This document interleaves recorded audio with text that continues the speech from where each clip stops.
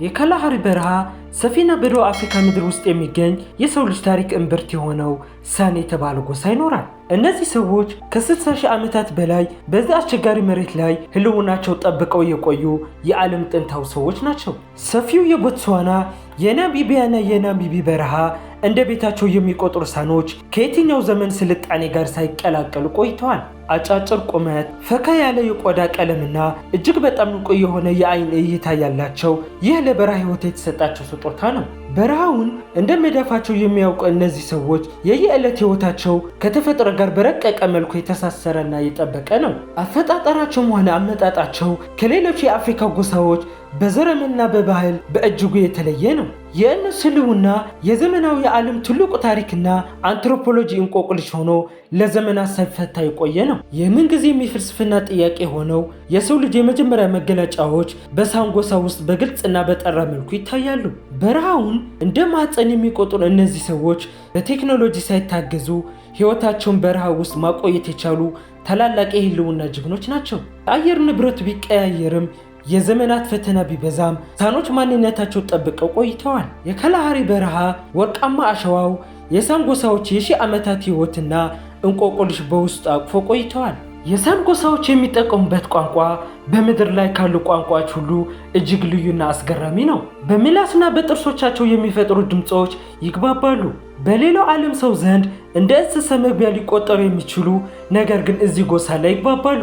የቋንቋ አወቃቀር ከሌሎች ጎሳዎች ጋር ያላቸው መስተጋብር እጅግ ውስን ስለሆነ በብቸኛ እንዲኖሩ አስገድዷቸዋል። ከዓለም ጋር ሳይቀላቀሉ የኖሩ እነዚህ ሰዎች ከውጭ ለሚመጡ ሰዎች ያላቸው አመለካከት ጥርጣሬና ጥያቄ የተሞላበት ነው። ዘመናዊ ዓለም ሲጠጋቸው እንደ ስጋት በመቁጠር ወደ በረሃው ጥልቀት መሸሽና መደበቅ በእነሱ ዘንድ የዘወትር ልማድ ነው። ቋንቋቸውም የራሱ የሆነ የሙዚቃ ዜማ አለው። ድምፃቸው የሰማይና የምድር ህልውና የሚያስተጋባ ጥንታዊ የስልጣኔ ምልክት ነው። ከሰው ጋር የመቀራረብ እድላቸው እጅግ ጠባብ በመሆኑ ራሳቸው እንደ አንድ የተለየና የተጠበቀ የማህበረሰብ ክፍል ያዩታል።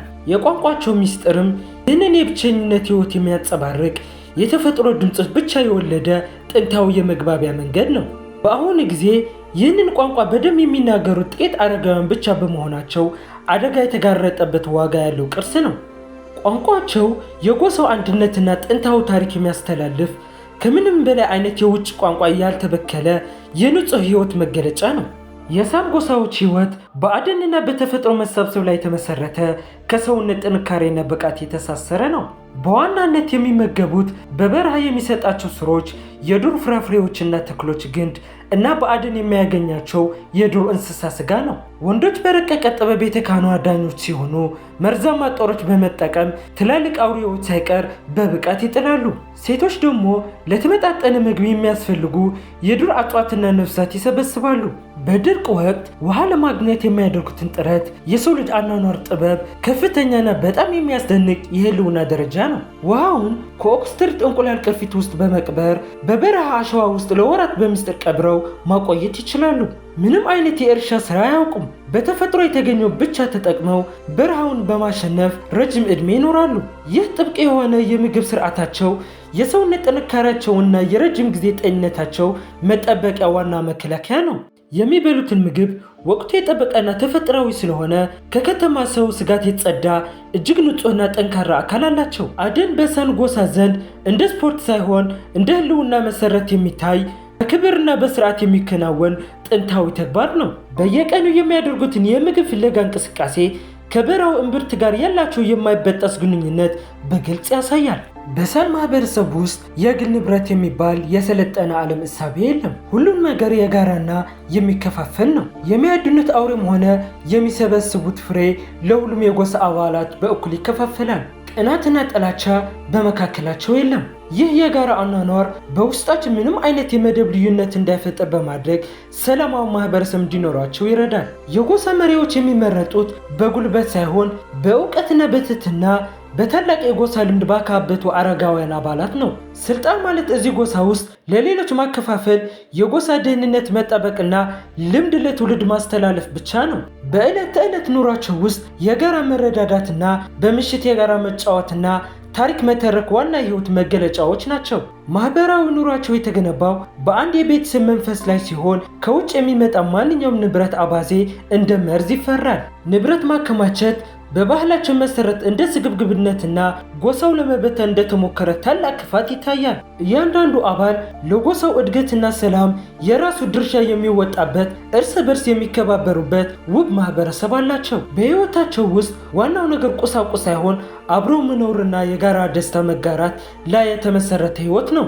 የሳን ማህበረሰብ የሰው ልጅ ተፈጥሯዊ የሆነው የፍቅርና የጋራ መረዳዳት እሴት በበረሃ ውስጥ ጠብቆ የቆየ ነው። በሳን ጎሳዎች ውስጥ ጋብቻ የሚፈጸመው በቤተሰቦቻቸው ስምምነት ሲሆን ሙሽራውና ሙሽሪቱ ለመውሰድ ለአማቾቹ የአደን ስጦታ ማቅረብ ይጠበቅበታል። ልጆች ሲወልዱ በጎሳው ሁሉ እንደ ትልቅ በረከት ይቆጠራሉ። አባላትም የልጁ መምጣት በደስታና በዝማሬ ይቀበላሉ። ሴቶች ወሊድ የሚፈጽሙት በበረሃው ሜዳ ላይ ብቻቸው ሲሆን ይህ አሰራር ከእናትነት ጋር የተፈጥሮ ትስስር ይፈጥራል። ህፃናት አድገው የጎሳ አባል እስኪሆኑ ድረስ በማህበረሰቡ ጥብቅ ቁጥጥርና የጋራ እንክብካቤ ስር ይወድቃሉ። የጋብቻ ስርዓቱ በህይወት አጋር መንከባከብ ላይ የተመሰረተ ሲሆን ጥንዶች ለረጅም ጊዜ አብረው እንዲኖሩ የሚገፋፋ ባህል ነው። ወንዶች ቤተሰባቸውን ለመጠበቅ አደን በመሄድ ስጋ ያመጣሉ። ሴቶች ደግሞ ቤትን በማስተዳደርና ልጆች በማሳደግ ኃላፊነታቸው ይወጣሉ። የወሊድ ስርዓታቸውም ሆነ የጋብቻ ስርዓታቸው የሰው ልጅ ዝርያና በንጽህናና በወግ ለመጠበቅ የተዘረጋ ጥንታዊ ስልት ነው። እያንዳንዱ የጎሳ አባል ለጋብቻ ያለው ክብር የቤተሰቡን ህልውና ከማረጋገጥ አልፎ ለጎሳው አንድነት ትልቅ ሚና ይጫወታል። ዘ ጋድስ ማስት ቢ ክሬዚ የተሰኘው ፊልም የተሰራው በ1980 ሲሆን የሳን ጎሳንን በእውነተኛ ባህል ያቀረበ ስራ ነው። ፊልሙ ለመስራት የፊልም አዘጋጆች ከሳን ጎሳ ጋር ለረጅም ጊዜ በረሃ ውስጥ አብረው በመኖር ወጋቸውን በጥልቅ ተምረዋል። የጎሳው አባላት በፊልሙ ላይ ሲሳተፉ የሰለጠነው ዓለም ለመጀመሪያ ጊዜ አይተው በታላቅ ድንጋጤና ጥርጣሬ ነበር ያዩት። በቋንቋ መግባባት እጅግ አስቸጋሪ ስለነበር አዘጋጆቹ በአካል ምልክቶችና በተግባር እያሳዩ ነበር የፊልም ክፍሎች የሰሩት። የፊልሙ ዋና ተዋናይ የሆነው ናክሳኦ ይህንን ስራ ለመስራት የቻለውን በበረሃ ህይወቱ የለመደውን በመጠቀም አሳይቷል። ፊልሙ የሳንን ጎሳ ህይወት ለቀረጻ በመጠቀም የጥንታውና የዘመናዊ ዓለም ግጭት በኮሜዲ መልክ በማሳየት በዓለም ታዋቂ ሆነ። ፊልሙ የጎሳው ህይወት ሲያቀርብ የኮካ ኮላ ጠርሙስ በበረሃ ውስጥ የፈጠረው አለመግባባት እንደ ዋና ጭብጥ ተጠቅሟል። ተዋናዩ ናክሳኦ የፊልሙ ስክሪፕት በሙሉ ባይረዳም የራሱ እውነተኛ ባህልና አደን ችሎታው በፊልሙ ላይ በማሳየት ተሳክቶለታል። ፊልሙ ላይ የሳን ጎሳን በረሃ ውስጥ የሚያጋጥማቸው ክስተቶች ላይ ያላቸው የዋህነትና አስተዋይነት በምስልና በድምፅ አሳይተዋል። ፊልሙ ከተለቀቀ በኋላ ለሳን ጎሳዎች ያመጣው ውጤት ድብልቅ ያለ ነው። በአንድ በኩል ትኩረት፣ በሌላ በኩል ደግሞ ተጽዕኖ የፈጠረ ነው። ለፊልሙ በተዋናይነት ለተሳተፉ የጎሳ አባላት አዘጋጆቹ በምልክትና በገንዘብ ተገቢው ክፍያ ቢሰጡም ገንዘቡ ግን ትርጉም አልነበረውም። ከፊልሙ የተገኘው ዋና ጥቅም የሳን ጎሳን ህልውና በዓለም ያሳወቀ ሲሆን ይህንም ለጎሳ ጥበቃ ዓለም አቀፍ ትኩረት እንዲሰጥ አስችሏል። ነገር ግን የዘመናዊ ዓለም መንገድ በመከፈቱ የሳን ወጣቶች ከባህላቸው እየራቁ ወደ ከተማ መምጣት መጀመራቸው አሳዛኝ ነው። ፊልሙ የሰጠው ትልቁ ትርፍ ለሰው ልጅ የጥንት ህይወት ክብር መስጠት ቢሆንም ሚስጥራዊ ህይወታቸው ለዘመናዊ ዓለም ተጋለጠ። የጎሳው አባላት ፊልሙ ባዩ ጊዜ የራሳቸው ህይወት በማያ ገጽ ላይ በማየታቸው ትልቅ ድንጋጤና ጥያቄ በውስጣቸው ቀስቅሷል። ከፊልሙ በኋላ የቱሪዝም ፍሰት ወደ መኖራቸው በማቅናቱ የጎሳቸው ጥንታዊ አኗኗር በብዙ መልኩ እንዲለወጥና እንዲጋለጥ አድርጓል። አዘጋጆቹ ለጎሳው ጥቅም ሲባል ጥረት ቢያደርጉም የዘመናዊነት ተጽዕኖና ማህበረሰብ ላይ የፈጠረው ጠባሳ ፈጽሞ አልጠፋም። ፊልሙ በታሪክ ውስጥ እንደ ታላቅ ስራ ቢቆጠርም ለሳን ጎሳ ግን ከጥቅሙ ይልቅ ህይወታቸው የመቀየር ፈተና ይጫነባቸው ሆኗል። በአሁኑ ሰዓት የሳን ጎሳዎች ቁጥር እያሽቆለቆለ ነው። ባህላቸው በዘመናዊነት ስጋት ውስጥ ወድቆ በስቃይና በችግር እየኖሩ ይገኛሉ። በረሃው በአጥር እየተከለለ በመሄዱ የቀድሞ የአደን አኗኗራቸው በዘመናዊ ህግ ተከልሎ ከምግብና ከመጠለያ ችግር ጋር ተጋፍጠዋል። ከሰው ተራርቀው በበረሃው ጥልቀት የኖሩ እነዚህ ሰዎች አሁን በመንግስት ስር ሰፍረው በድህነትና በስደት ህይወት ውስጥ ናቸው። የሰው ልጅ የት መጣ፣ እንዴት ኖረ፣ እንዴት ተለወጠ የሚለው ጥያቄ ሳኖች ምርጥና የማይካድ ህያው ምስክሮች ሆነው ቆይተዋል። የጎሳዎች ህይወት እንደ በረሃው ፀሐይ እየደበዘዘ ቢሄድም የሰሩት ስራ ግን በዓለም ታሪክ መጻሕፍት ላይ ለዘላለም ይኖራል። ውድ የቻናላችን ቤተሰቦች የዛሬው የሳን ጎሳ እውነተኛ ታሪክ ይህን ይመስላል። እንደዚህ ያሉ ቪዲዮዎችን ወዲያው እንዲደርሳችሁ ቻናሉን ሰብስክራይብ ያድርጉ። ለሌሎች ሰዎች ተደራሽ እንዲሆን ደግሞ ሼር በማድረግ ላይክ እና ኮሜንት በመጻፍ ቤተሰብ ይሁን እላለሁ። በቀጣይ በሌላ ቪዲዮ እስከምንገናኝ ሰላማችሁ ይብዛ።